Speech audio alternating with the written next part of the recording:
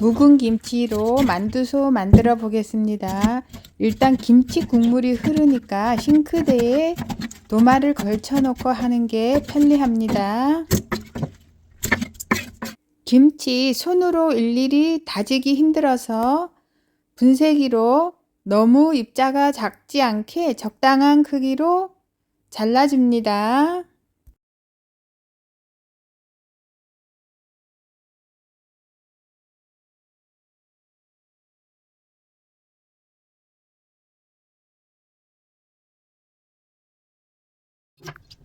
무를 채 썰어 주세요. 어차피 다질 거니까 모양 생각하지 말고 대충 썰어주면 됩니다. 천일염 1스푼 넣어서 절여주고요. 통에 김치 담아서 음식물 짤순이에 짜줄 거예요. 오고 부딪혀갖고 튀었네. 닦아야 되는데 어차피 씻을 거니까 그냥 하자.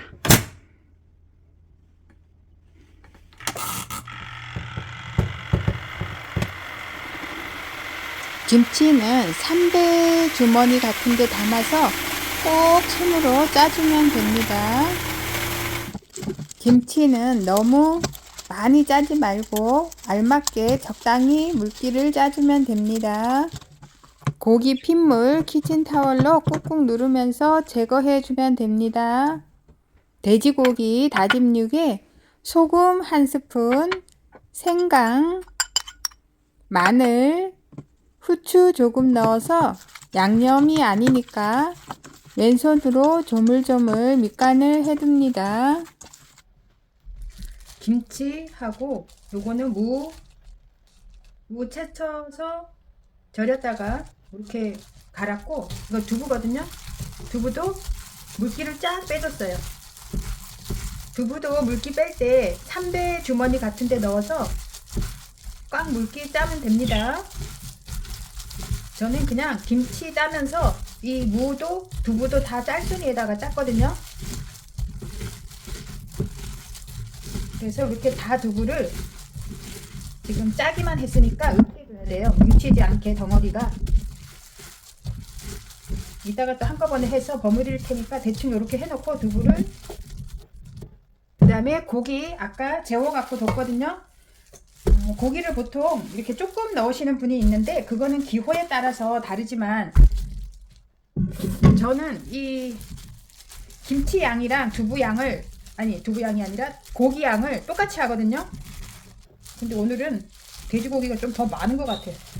김치가 좀 작은 것 같은 느낌이 드는데 비슷하기도 해 보이고, 어쨌든 양을 거의 1대1로 비슷비슷하게 해요. 고기가 많이 들어가야 좀 맛있어가지고.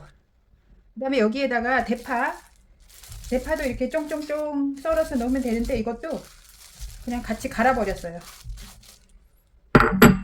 이렇게 갈고 참기름 넣고, 여기에도 후추를 조금만 넣어주고, 간을 하기 위해서 소금 간 좀 해준 다음에 고춧가루도, 김치가 빨갛기는 하지만 고춧가루도 좀 넣어주는 게 맛있어요. 어린이들 있는 집은 고춧가루 생략해도 되겠죠? 어른만 있는 집은 넣고, 그거는 서로 특성에 따라서 고춧가루는 넣으셔도 되고 안 넣으셔도 되고.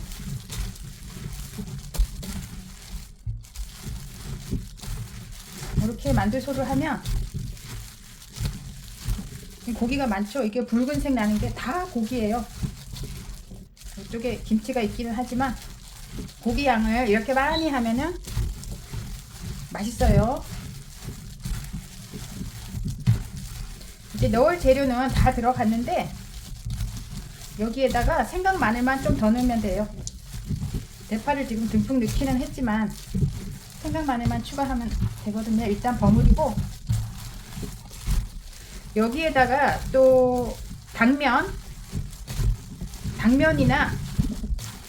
숙주 같은 걸 또 넣으셔도 되는데, 그게 넣어보니까 당면은 조금 소화 안 되시는 분은 당면을 좀 피해 주는 게 좋고, 숙주 같은 경우에도 딱 한 번 먹을 때는 넣어도 돼요. 근데 예를 들어서 이렇게 해갖고 이거 한꺼번에 다 못 먹잖아요. 그럼 속을 이렇게 해가지고 냉동실에 넣었다가 나중에 꺼내갖고 다시 만들어 먹을 수 있거든요. 그럴 때는 숙주를 넣으면 한번 얼어가지고 질겨져요. 그러니까 한 번 딱 먹을 때는 숙주 넣어도 되고, 냉동 보관했다가 먹을 때는 숙주 안 넣고, 그런 차이가 있습니다. 저는 이거 숙주하고 당면은 뺐어요. 고기 밑간 날 때 생강 마늘을 넣었기 때문에 그렇게 많이 안 넣고 한 스푼씩만 생강 마늘 넣어주고, 이렇게 차분차분하고 맛있는 만두속 완성했습니다. 맛있게 만들어 보세요.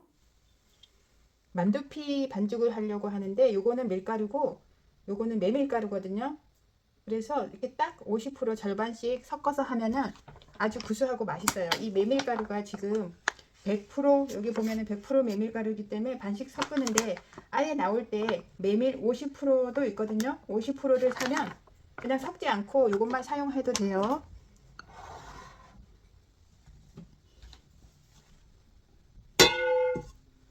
밀가루 넣고 메밀가루 넣고 여기에다가 쫄깃쫄깃하게 하려면 소금을, 이게 지금 작은 티스푼이라서 하나 더 넣으면 큰 수저로 하나예요. 그리고 소금하고 오일을 넣으면 아주 찰지고 부드럽고 끈기가 있어요. 오일 조금 넣어주고, 물은 찬물 말고 뜨거운 물도 아니고 그냥 약간 따뜻한 물, 따뜻한 물로 반죽을 해주세요. 한꺼번에 많이 넣으면 실수할 수 있으니까 너무 질어서 이렇게 해보면서 조금씩 추가.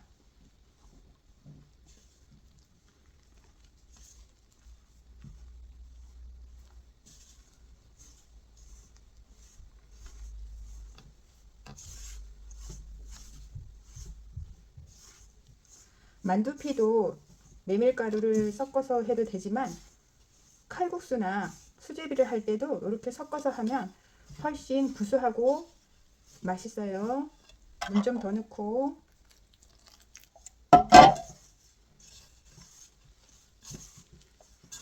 반죽을 할 때는 이렇게 누르면서 자꾸 칠해줘야 돼요. 이쪽을 이렇게 다시 안으로 모으면서 이렇게 꾹 눌러서 이런 식으로 이렇게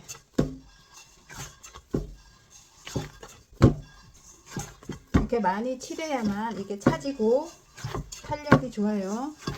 그래서 이렇게 어느 정도 반죽을 해갖고 이렇게 바로 하지 말고 이렇게 비닐에 담아 가지고 냉장에서 24시간 숙성을 한 다음에 만들어야 해요. 최소 24시간이고 이틀 있어도 상관없어요. 해먹고 남으면 이틀 후에 해도 아주 말짱합니다. 그래서 이렇게 내일 할 것 같으면 그 전날 저녁에 이렇게 반죽을 해서 냉장고에서 숙성시켜주면 아주 좋아요. 반죽해서 냉장고 넣은 지 이거 30시간 됐거든요. 이제 만두피를 만들어 볼게요. 잘라서 나머지는 비닐봉지에 넣어놓고 이제 밀어서 만듭니다.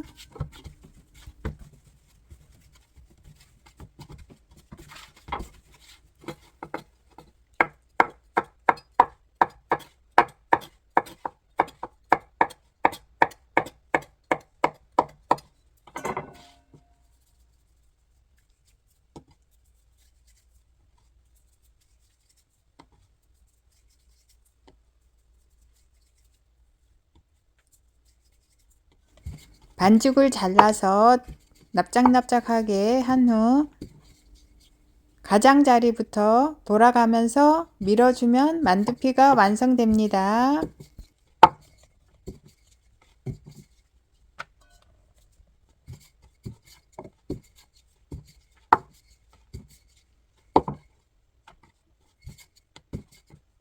메밀 만두피로 만두를 만들면 훨씬 구수하고 건강에도 좋고 아주 맛있습니다. 만두를 빚는데 만두소는 너무 조금 넣어도 맛이 없고 너무 빵빵하게 많이 넣어도 맛이 없으니까 적당한 양을 넣어서 만들면 됩니다. 만두 이렇게 동그란 게 보통 우리가 흔히 볼 수 있는 모양이고, 요거는 뭐 같이 보일까요? 갈매기 같이 보이죠. 그래서 일명 갈매기 만두. 요거는 얇기 때문에 길쭉하니 날씬해갖고 먹을 때 편하고, 동그란 거는 좀 먹을 때 반 잘라서 먹기가 약간 불편하고. 그래서 이렇게 일단 한 증 반 빚는 거 완성.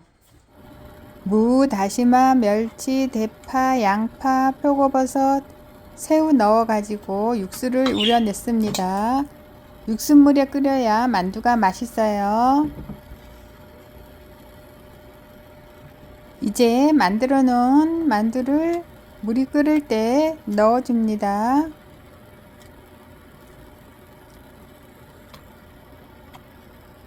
육수물이 벌써 맛있게 생겼죠?